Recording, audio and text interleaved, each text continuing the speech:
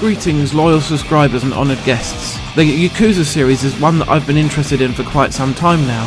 The first game in the series piqued my interest due to its apparent similarities with my beloved Shenmue, yet when I played the game myself I found the combat rather clunky and lost interest a few hours in. Something brought me back though, and over time I have acquired copies of all the other entries in the series that have been released in the West. I spent a fair bit of time with Yakuza 3 and really enjoyed it, but I set it aside for some vague time in the future when I would dedicate myself towards completing it properly. That day never came, but in the meantime the hype over Yakuza 5 and the disappointment from long-term fans that it showed no sign of being localised hadn't escaped my notice.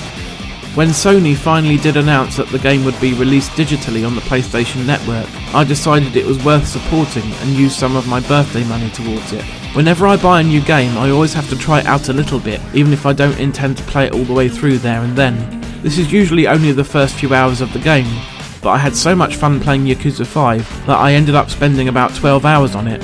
Still, after that first day and a bit of playtime, I did set it aside so I could concentrate on finishing Tales of Exilia. Roughly 1 month later I came back to it though, and have now completed the game, having spent about 75 hours on it in total. Suffice it to say that I really enjoyed myself and now firmly intend to go back and play the first 4 games plus Dead Souls. If you are curious about the Yakuza franchise and have never taken the plunge, let me attempt to explain why you should strongly consider giving it a go.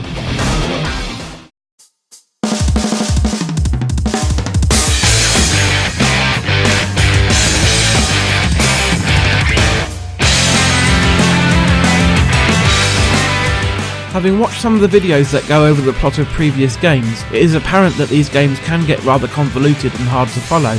That really wasn't the case with Yakuza 5 though, despite it being deep into a well-established series.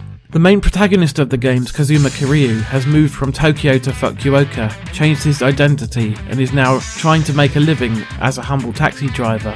That all begins to fall apart when the chairman of his former Yakuza family cuts in line and gets into his taxi one day in order to warn Kiryu that there is a war on the horizon between the Tojo clan and the Oni alliance. From this point on he is gradually drawn back into the Yakuza life yet again, and the plot deepens from there. He is only one of 5 playable characters though, and after about 15 to 20 hours of playtime, depending on how thorough you are with the side activities, the game shifts on to Tiger Saejima, who fights differently and has plenty of his own problems. While there is enough mystery in the plot to keep you interested throughout the game's long playtime, it never becomes too hard to follow. Also, by shifting things up every 20 hours or so, the game remains fresh. Seijima's part of the story was my least favourite, but I kept going in the knowledge that I would eventually get to play as 3 more characters after him. His main side activity was hunting, which was a nice change of pace from all the fighting, but the opening hours of his chapter really dragged on for me. By far my favourite was Haruka. She has been in the series since the very first game, where she started out as a little girl that Kiryu had to take care of. Now she's about 15 and has been noticed by the head of a talent agency for pop idols. She is in the very early stages of an idol career as we take control of her, preparing for the finals of a TV show called Princess League. Her chapter was a lot of fun, and the rhythm-based concerts and dance battles were a very nice change of pace. This game really has 3 key strengths: the characters, the variety of the gameplay, and the sense of fun.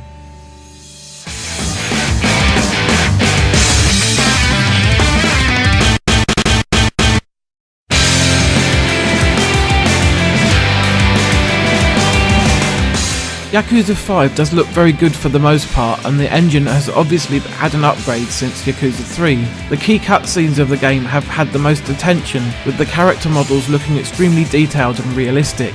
Outside of these, the rest of the game running in real time is slightly less detailed, and there are 1 or 2 rather ugly textures to be found, but overall this is an impressive looking PS3 game. When things get really hectic there are signs of slowdown, but nothing that's too detrimental to the overall gameplay.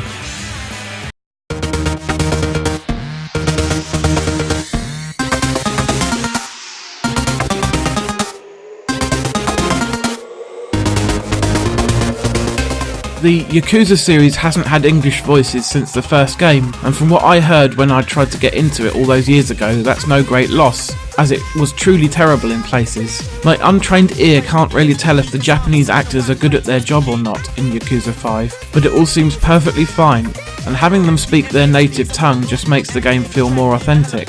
There are some quite brutal sounding crunches in combat, and the move where Kiryu grates somebody's face on the pavement always makes me wince due to the unpleasant sandpaper noise that accompanies it. There is some great music in the game as well, from the tunes that play while you're in combat, the suitably cheesy ballads that you can belt out at the karaoke parlours, and the pop or dance tunes that Haruka performs to.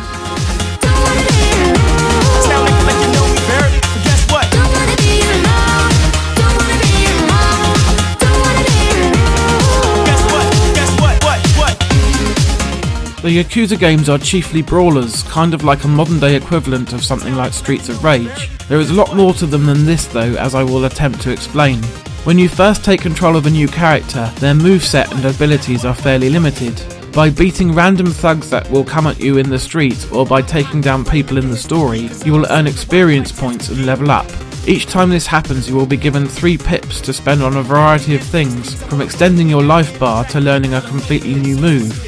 By the time you're getting towards the end of that character's chapter, he will be incredibly powerful and able to beat the shit out of most enemies, bar the bosses. I was playing the game on the default normal difficulty and never really had too much trouble in any particular fight. You are given healing items from completing side quests and from random drops, so even if I did get close to being defeated, I could just down a stamina spark or something and be right back in the fight. Those who are good at action games may want to go straight to hard mode. In addition to regular moves, each character has their own array of heat moves. You earn heat by successfully beating on your opponents or by blocking incoming attacks. Once the bar is filled, you can trigger some really painful looking attacks, like the face grating one I mentioned earlier. You can also pick up a large variety of background objects and use them as weapons as well, all of which have their own heat moves associated with them. So you could pick up a bicycle, beat somebody around the head with it a few times, throw it at them and then stomp on them for good measure. If the combat was all the game had going for it, then I would start to tire of it eventually, and this is pretty much what happened back when I tried to play the first game. The great thing about this series though, the later games at least, is the vast variety of things to do. Aside from the taxi driving, hunting, pop idol business and other main side modes that each character has, there are also many more side activities. You can go to a hostess club and attempt to woo a pretty girl, you can go bowling, play darts, air hockey and billiards. Virtua Fighter 2, Taiko no Tatsujin and UFO Catcher Machine can be found in Club Sega that are based in most of the cities, and there are a whole host of gambling games like poker, patchy slots and more in there. Plenty of things to break up the fighting. All of the mini-games are at least competently implemented as well, which is important.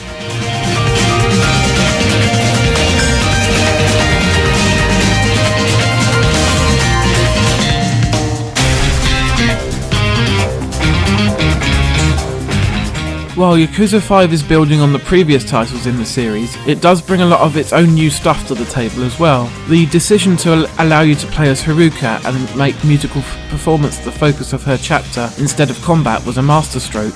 Really, a lot of the reason that I played all the way through to the end is that I couldn't wait to see what new thing the game would throw at me next. The story is good enough to back up the gameplay though, resulting in a highly polished experience.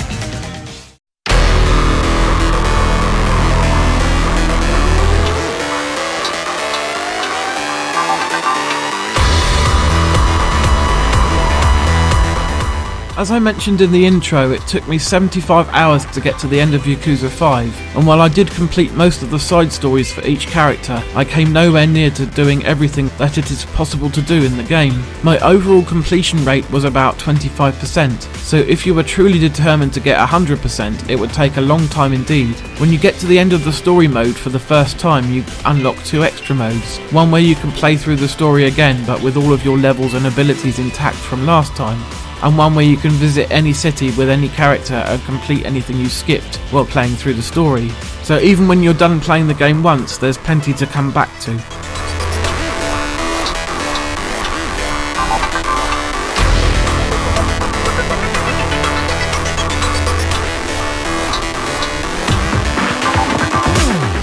Yakuza superfans will probably hate me for not giving this game at least a 9 out of 10, but the combat can get somewhat repetitive, and so I'm marking it down slightly for that. This is based on my own enjoyment of the game after all. I did have a lot of fun playing through the story though, a few dull moments aside, and all of the optional content was a ton of fun. I definitely will be going back and playing through all of the previous games now, and any future titles such as Yakuza 6 or Yakuza 0 that will be hopefully brought over eventually. If you have never tried this series before, then jump on board, you're missing out on quite a lot.